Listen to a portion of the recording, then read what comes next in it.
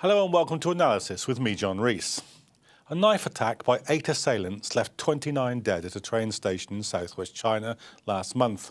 It's an event that's likely to have serious implications for Chinese Uyghur Muslims. The Chinese authorities have blamed the terror attack on Uyghur separatists from the Xinjiang region.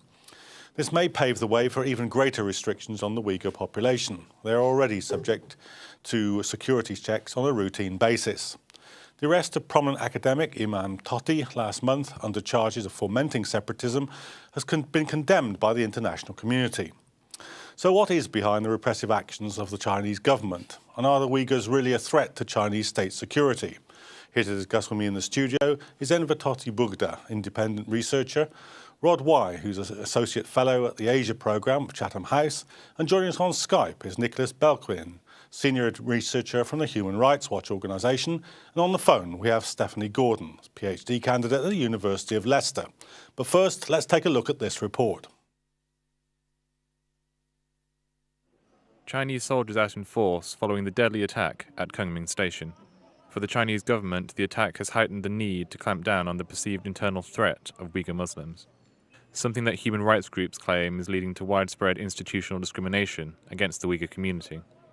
The attack at Kunming station 2 weeks ago has left almost 30 people dead and over 130 people injured, after 8 people dressed in black walked onto the station and attacked commuters indiscriminately with knives and meat cleavers.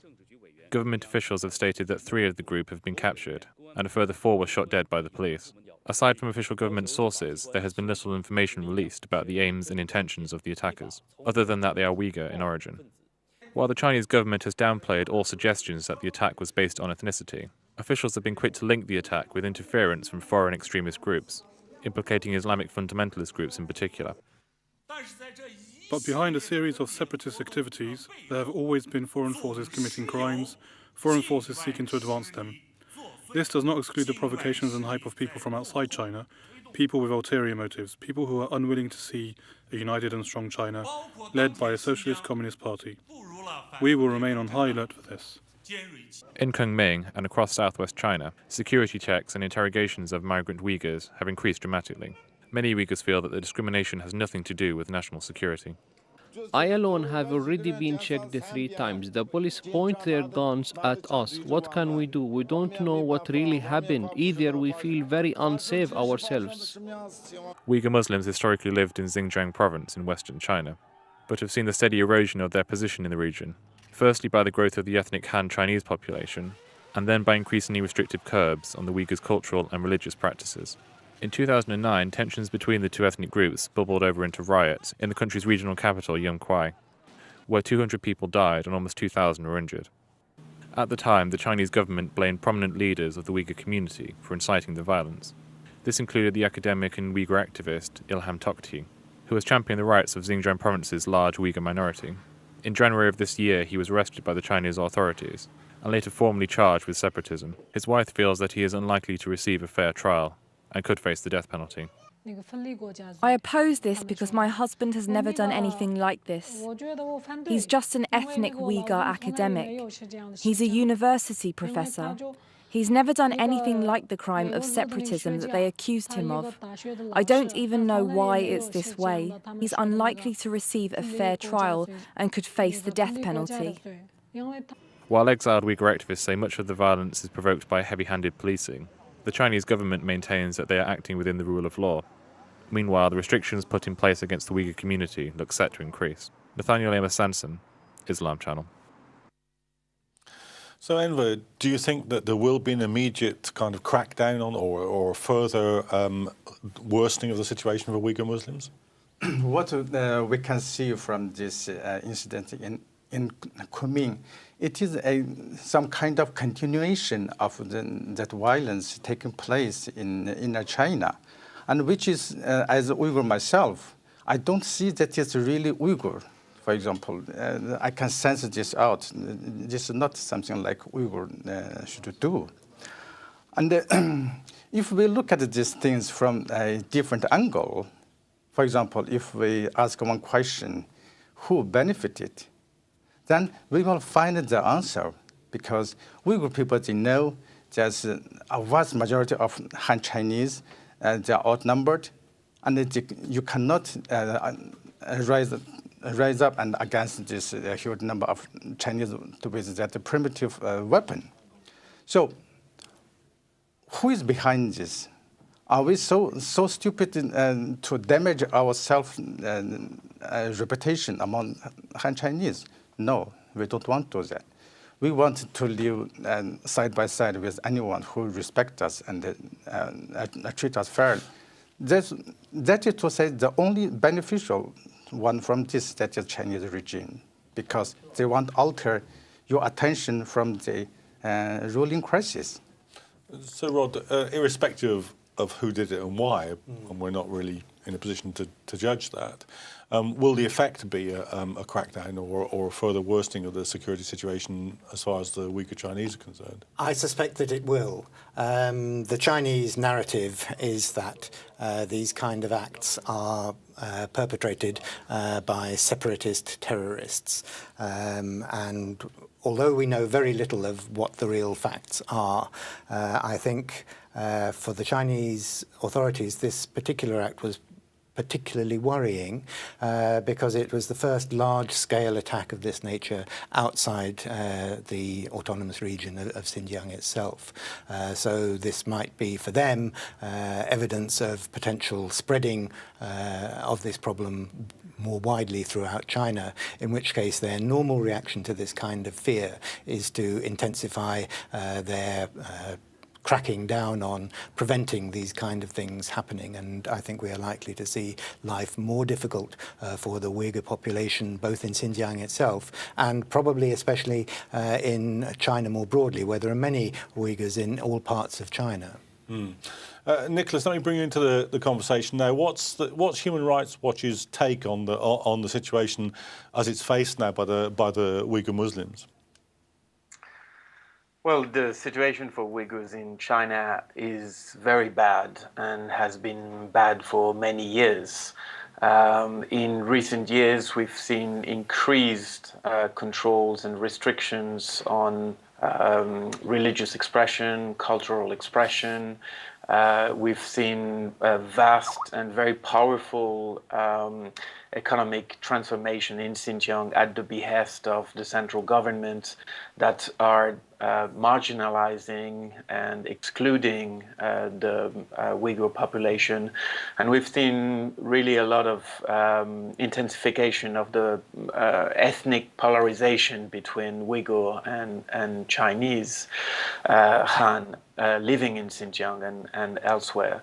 So there is absolutely no doubt that China has been conducting a very thorough and brutal repression of the Uyghur people for many years. It's done so under various pretexts and justifications, and since the 9/11 has been using terrorism, religious extremism, and separatism as the main sort of targets and what he says is the source of political violence in Xinjiang, which is attested, and therefore a justification for broad denial of rights on the entire Uyghur population.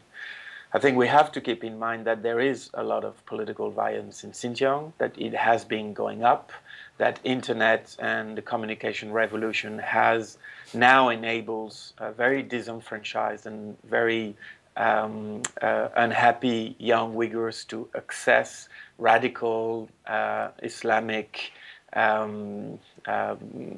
discourse and theoretical justification for violence, which they did not have before. And I fear that we're going to see both more violence and more repression in the coming years. Okay. Stephanie Gordon, you're about to head out there. Do you expect to find a situation which is markedly more tense now after this attack? Definitely. As with any terrorist attack in any country, there is always a backlash and the creation of stereotypes which fuel poor policies based on really appeasing public opinion. My feeling is that this is, if we look at the 2009 attack, we can see there was an intensification of the sort of crackdown on Uyghurs, especially within Xinjiang. And as Nicholas said, we'll probably see more of that throughout the country. But at the same time, we did see political changes coming from this, such as the replacement of Wang Le-guang with Zhang Chunqian. So it could be that it sort of shakes up the government's perception, and it could, looking at it in a positive light, encourage them to move away from this sort of trying to bring in Uyghurs with economic development. It could shake them into reforming policies which might bring them on side. So it's hard to say at this point. Obviously, it's easy to be negative, but it is possible that something good will come from this. Rod, what's your take on that? Because I mean, the official that we had in the clip at the beginning of the programme was wheeling out rhetoric which we've heard it from starting off with George Bush and Tony Blair, President Assad, the current regime in Egypt. Practically anybody that doesn't like an internal opposition wheels this stuff out. Yes. We always get a hard line from that particular gentleman. I mean, he's the sort of spokesman of the tougher line. And as far as the events of 2009 were concerned, they did result in the dismissal of the former party boss of Xinjiang, Wang Le-chuan, as Stephanie said, who had been a very old-style ruler. I am the law in Dodge City. He was a tough, no-nonsense man, absolutely no nonsense. And he was replaced by a man, Zhang Chunqian, who seemed to be coming in with a brief to take a rather more laid-back approach, if you like, not quite so, not oppression first and then everything else follows from that. And there was a big meeting in Beijing in late last year where, again, that policy seemed to be slightly modified, that they were going to put more emphasis on security and stability in the region and perhaps put the economic development to a sort of secondary place. But I think the big Chinese mistake has always been to see the whole problem in that region as manageable or solvable in two ways. One is as a security problem, that you deal with it as a security problem. You cannot afford to be relaxed. It is in a wider international context now, so you can even less afford to be relaxed. But the other way of dealing with it is to bring modernization, economic modernization, which benefits the whole of China because they can exploit the resources in Xinjiang, and it benefits, according to the Chinese story, the people of Xinjiang. What they miss is the cultural, political, religious side of things, which they are hugely intolerant of, and the benefits of economic modernization have tended to go more to the incoming Han Chinese than to the local indigenous population.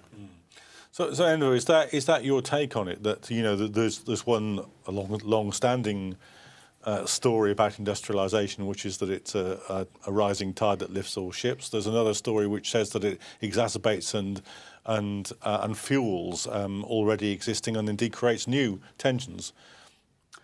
I don't really think there is tension between Uyghur people and Han Chinese living in Xinjiang. And before the communist Chinese come to Xinjiang, they lived side by side and with no big problem.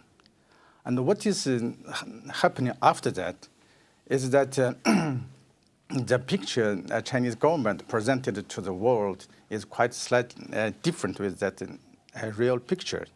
Because the picture they presented to the world is saying, look, we are developing the West, we are making the huge investment here, we are making more jobs here, and those people are still not happy.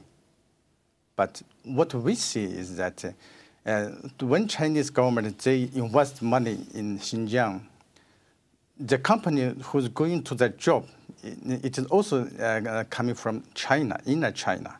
And this company, for example, if it's coming from the Henan, and this company will bring his own worker from Henan.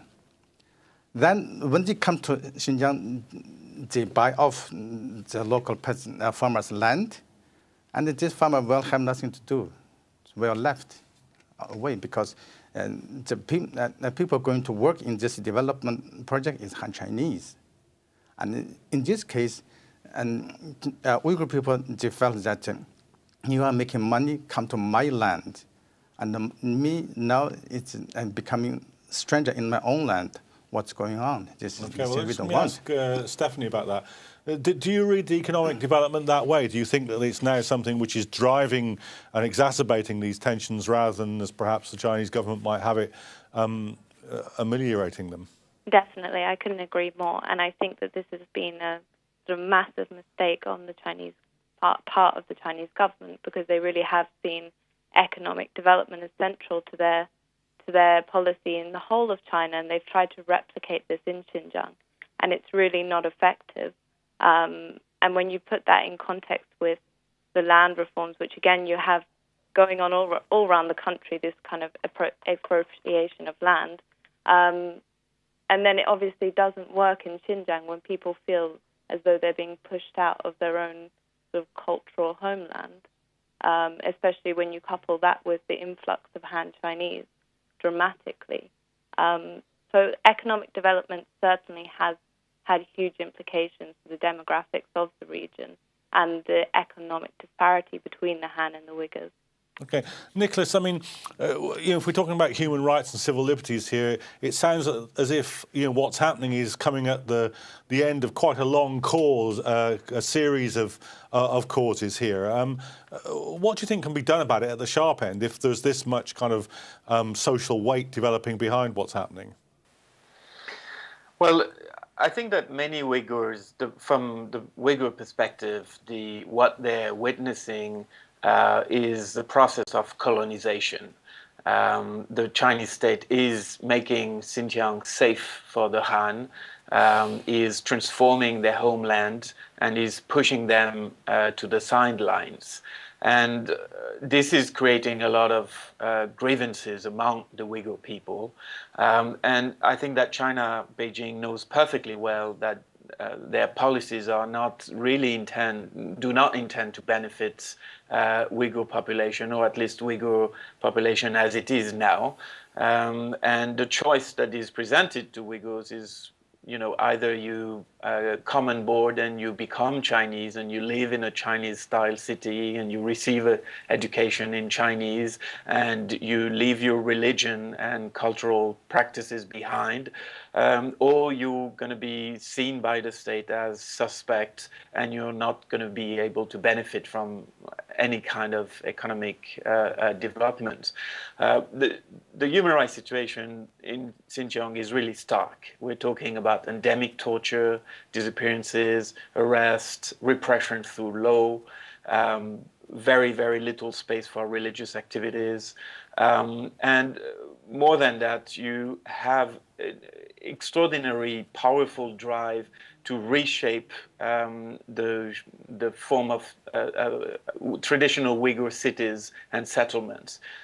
In the next few years, hundreds of thousands of Uyghur homes are going to be destroyed to make way for what the Chinese government calls new socialist villages, with sort of modern-looking buildings. And this completely destroys traditional ties between the communities. And anyone who speaks about... I'm just going to have to stop you there, because we're just coming towards the break. But we will be back looking at this question in more detail after that break, so do rejoin us.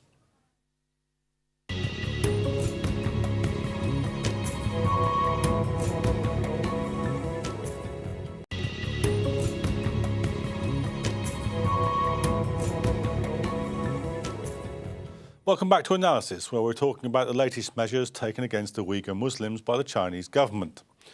Protests and riots in China's autonomous Xinjiang province in the recent years have shown the growing discontent of native Uyghur Muslims. Migration into the northwestern region, coupled with increasingly repressive policies against the Uyghurs, has meant that they are now a declining proportion of the population. So, are we seeing the beginning of the end of the Uyghur Muslims in China? Joining my guest from the first half of the programme now on Skype is Dr. Hyun Ma from the Department of History in Frostburg State University in the United States. Well, welcome back to the programme. Rod, do you think that that what we're beginning to see now is a combination of economic and migration factors, which is going to erode the standing of the Uyghur Muslims until it's virtually indistinguishable from the rest of the population? The demographic balance is has been changing for some considerable time, and it will continue. The immigration of Han Chinese into the region, I'm sure, will continue, and the balance will alter increasingly in Han Chinese favour. But I just want to say that listening to everything that Enver has said reminds me of the real tragedy of all this. It didn't have to be that way. The Uyghurs are wonderful people. They are peaceful in many, many ways. Their attachment to their religion is not a fundamentalist or an extremist attachment. And the Chinese just seem to have failed to understand this. I can see why a communist regime should have worries about organized religion.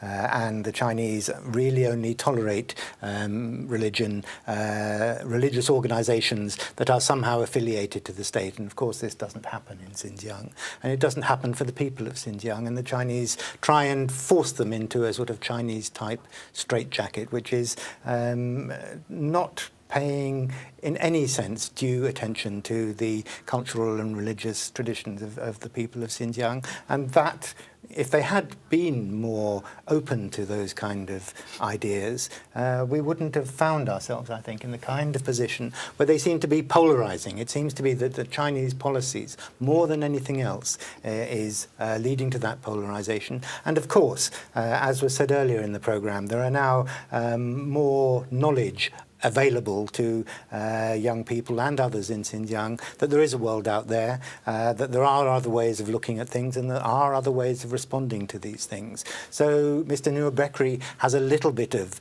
sense on his side when he says that there are outside, as it were, influences, because people can see that there are other ways. But by and large, what we've seen in Xinjiang, the instances such as we know of them, have been very localized in affairs. They've been responses to local events by local people, not responding to some sort of mythical central command centered outside China. There's no real evidence of any sort of strong organization of that type. But one has to hand it to the Chinese, and it is important to say this, that when something like what happened in Kunming happens, the state has to respond and has to try and find out what was happening, why it was happening, and to prevent it happening elsewhere, because that too was a tragedy. Do you think that, I mean, it's still, what, 42% of the population? I mean, that's a lot of people to kind of eradicate from the cultural scene, isn't it? I mean, it's not like you're talking about 3% of the population or something.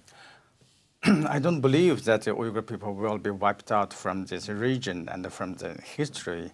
And then if we look at it somewhere else, we can see that you cannot just make the nation disappear.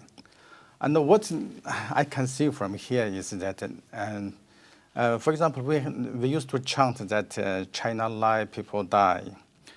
The Chinese government, somehow they needed a strong enemy for them to fight. And then those Uyghur people, they turned out to be more peace-loving people. So they need to create a kind of chaos and for them to justify their own heavy military presence in the region. It is not only because that the Islamic fundamentalists know, because they want to get that energy from Xinjiang, from Central Asia, and from that Middle East, because the energy supply line nowadays is going through the South China Sea. So that is very vulnerable to attack. And I think this is Chinese long-term strategy. And that's why they need a kind of strong hand in this region, and to make sure you stay quiet. And this we understand, and we also know that the harder you press, the stronger resistance you will get. And this is what will happen.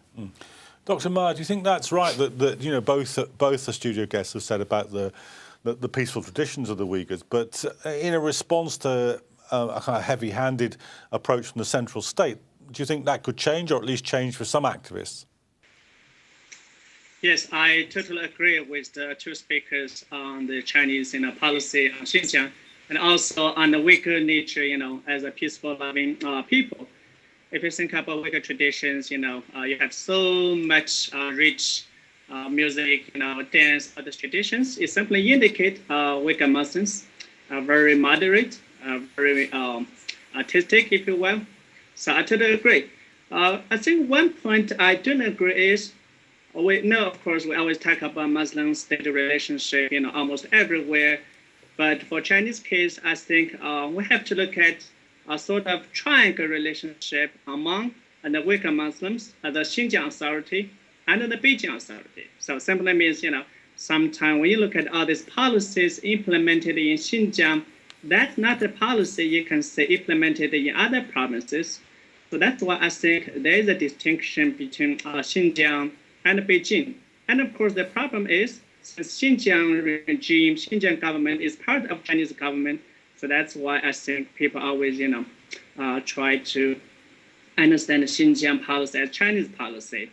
So now I think you really gradually see these differences or distinctions. So people more begin to focus on Xinjiang policies, on Xinjiang regulations, on Xinjiang prosecutions of Uyghur people. So I totally agree with. Okay. Rod, the Chinese spokesman that we showed, and you mentioned it, was talking about outside influences, but actually the Chinese state's support for Pakistan tends to get the Pakistanis to limit the influence of Taliban and related Islamic forces in China, doesn't it? I think that's certainly one of the objectives of Chinese state policy and China's relations with Pakistan, and indeed China's relations with Afghanistan. Does it work? Not entirely. I mean, because we know that there were a number of Uyghurs captured by the Americans and held in Guantanamo for a long time. There are individual cases, yes.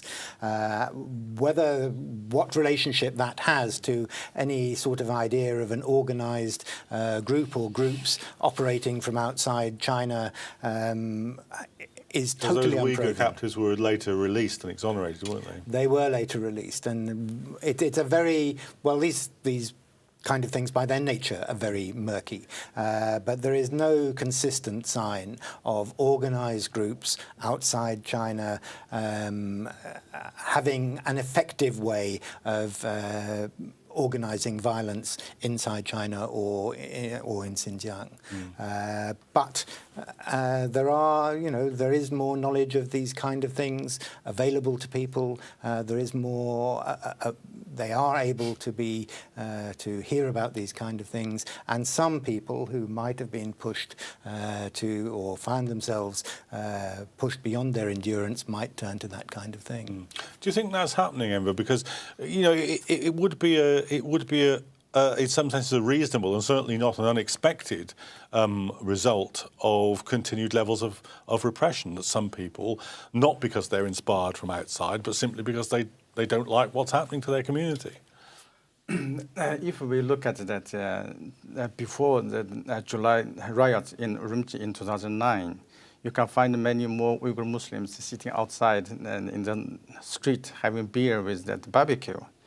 And after that, you can see more and more of them going to the mosque.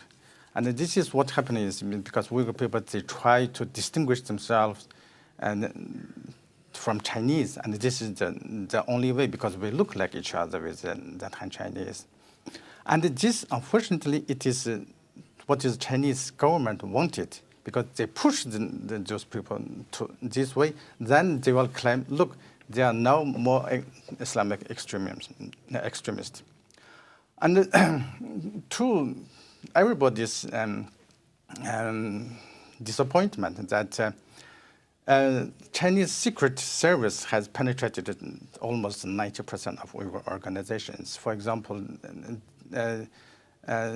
Sweden secret police, they have captured one Uyghur agent, and they sentenced him 4 years by spying on Uyghur community.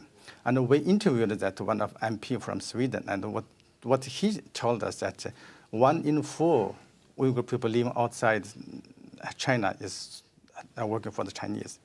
In such case, so there isn't any organized event or organized things can take place inside Xinjiang. There's nobody believe that, and the Chinese government, they knew it. So that's why we were wondering how 8 people with 20 long knives can travel long distance from Xinjiang to Kunming, have not been discovered. That is the murky point. Well, let's come back to that. We'll speculate perhaps a little bit on that in a moment. But Dr. Mao, is that your picture of what's happening, that there's perhaps a limited amount of international interference, as the Chinese call it here, but there is a growing cultural identification with the Muslim religion because of the level of repression? I think that's what Emma was suggesting. Yes, I do see a cultural resistance from the Uyghur Muslims, especially after July incident in Urumqi in 2009. Simply now, I think since Uyghur people, they have no weapons, they have no other resources, I think they only use their culture and religion as kind of, weapon to resist against the Chinese repression. So I totally agree with that point.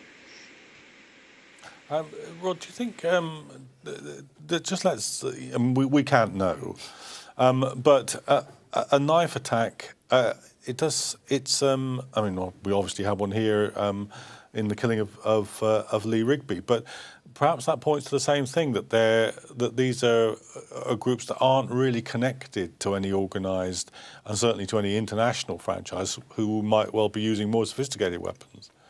Well, it certainly doesn't look particularly well funded.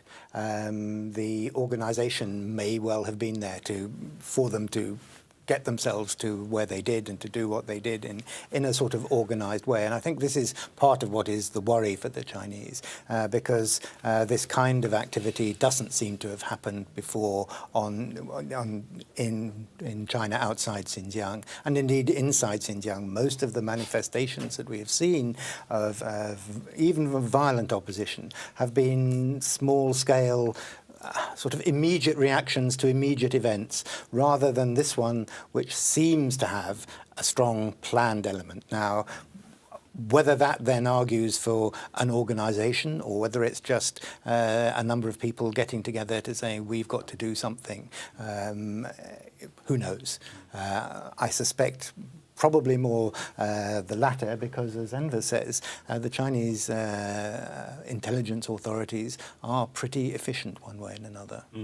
And we saw in the film that began the programme some film of Ibrahim Tohti, the academic that's been arrested, and some commentary from his wife. Do you think that his situation will be worsened by the environment created by this attack?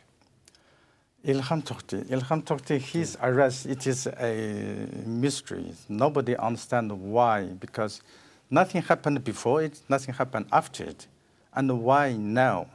And there's something also quite mysterious about him, that not any Uyghur people can say anything against that Chinese policy and safely living inside China. But he's seems to be exceptional. And we were wondering how. And then he suddenly got arrested. And this is, we just don't understand and what will happen to him. Dr. Mao, what does it tell us about Chinese policy that even in the interviews that we ran at the beginning with Ibrahim Tohti's wife, she said, he's not fomenting separatism. Well, to be that worried about an accusation like that is indicative, do you think? I think it's very interesting, because if you look at Professor Tohti and other cases, you really have to look at the Chinese context. So I think one way to look at this issue is probably to ask what happened in Xinjiang during, Ilham Tohti's arrest. I think one question probably will be, is there anything going on in Xinjiang, in current Chinese politics, in Xinjiang? Because if you look at China's anti-corruption campaign, I think which already reached to Xinjiang. So that's why I think local authority, they try to create some tensions, by arresting some famous guy like Tohti. then you can basically shift attention from anti-corruption to anti-terrorism. That's what I see from the rest of Ilhan Tohti. Do you agree with that? I don't know. I mean, it's a very difficult one to fathom out what the imaginations within the Chinese security services were that led to his arrest. But clearly they have. They are not going to go back on it. The word is that he's being charged with things like separatism, which, as his wife said, potentially carries a very serious penalty. And just talk us through that, because I mean, I think to many people listening to that, and indeed to the interviews at the head of the programme, that will be, you know, in what has been a sort of semi-autonomous province, for that to be such a seriously regarded crime. Just talk us through why that is and how that operates. Well, I mean, Xinjiang is a very important area strategically and economically for the Chinese state, and they are determined to maintain their absolute control there, which partly explains the way that they treat the indigenous population. And they see any... So it's a bit like the British elite's reaction to Scottish independence, but with guns and prisons. Is that what you're saying? That's what you're saying, I'm saying. They do and have traditionally reacted very strongly to anything that they see as aiming to break up the Chinese state. So this applies particularly to Xinjiang and to Tibet. It also applies very much to their relationship with Taiwan and whether or not Taiwan is going to become independent and split away from China. The Chinese say that's a red line for them. So they have this tendency of fitting any actions by oppositionists, by people opposed to their rule, into this narrative of trying to undermine or split away essential parts of the Chinese state. And therefore they feel that they have no alternative but to deal very harshly with anything that happens or anyone who advocates that kind of thing. And Ilhan Tohti seems to have got caught up in that particular narrative because he is an outspoken person. Whether he has been a person who has been able to speak out on license, as it were, and that license has now been withdrawn, who knows? This is part of the sort of Alice in Wonderland world of dissident life in China. But what we can see now is that the Chinese state has decided to throw the book at him, and I can't see them being particularly merciful. That doesn't mean that they're going to demand a death penalty necessarily, but a severe prison sentence is almost certainly on the cards. Is that what you reckon? Probably I have some slightly different point of view on it. If we look at that Chinese dissidents during the last 2 decades, every time that one of the United States president visit China, Chinese, they will release one. The second time we visit, they will release another one. Release one, they capture another one. So this is somehow the CCP, the Chinese government, they are playing with that international law and world and try to fooling them. Chinese government think tank thinkers, they are very smart. They know how to create the situation and just fit for the Chinese government, a continuation of the CCP as a ruling party.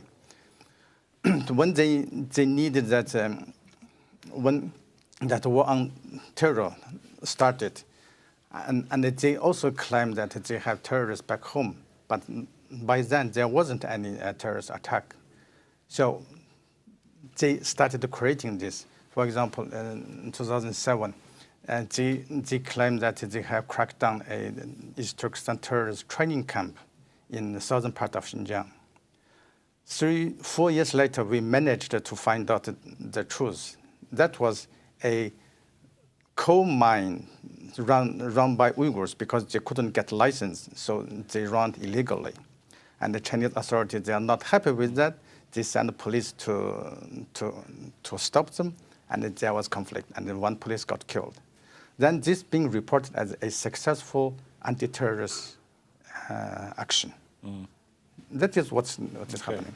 Dr. Ma, do you see a policy that could stabilise the situation? Because, you know, states undergoing the degree of industrialisation or reindustrialisation that the Chinese states are going are not renowned for their careful treatment of minorities or of internal, you know, national questions. No, I think actually from the recent Chinese comments, especially from Beijing, you have a Chinese Central Party's Training Institute. Some scholars actually began to argue that you should cooperate with Uyghur intellectuals, you know, to solve the Uyghur issue. So I really say, you know, there's an indication that the central government probably tried to solve the issue, but the problem is the local government in Xinjiang, they try to create a problem. So that's why from a national perspective, I say, you know, if China wants to really, you know, guarantee its energy pipeline from Central Asia, you know, from Xinjiang, even from Middle East through Kashgar to further in future, you really have to maintain a peaceful relationship with the Uyghur. But from the local, you know, authorities' perspective, if they create, you know, tensions, create, you know, violence, and of course you can imagine you have a lot of budget, you have large, you know, resources to be used by local officials. We see a lot of pictures, basically, you know, to tell how local officials, they purchase, you know, luxury cars, like city bands, you know. They try to use all kinds of sovereignty excuse, try to enrich themselves, try to get benefit from this, you know, national issue. So I think for the long run, the Beijing government probably will realize how its local government try to, you know, hijack or even try to, you know, channel the attention how to, you know, hijack this issue to benefit themselves. Okay, thank you very much, Dr. Ma. Thank you for joining us, because that brings us to the end of the programme. So, and my thanks to my studio guests here as well. Do rejoin us for future editions of Analysis.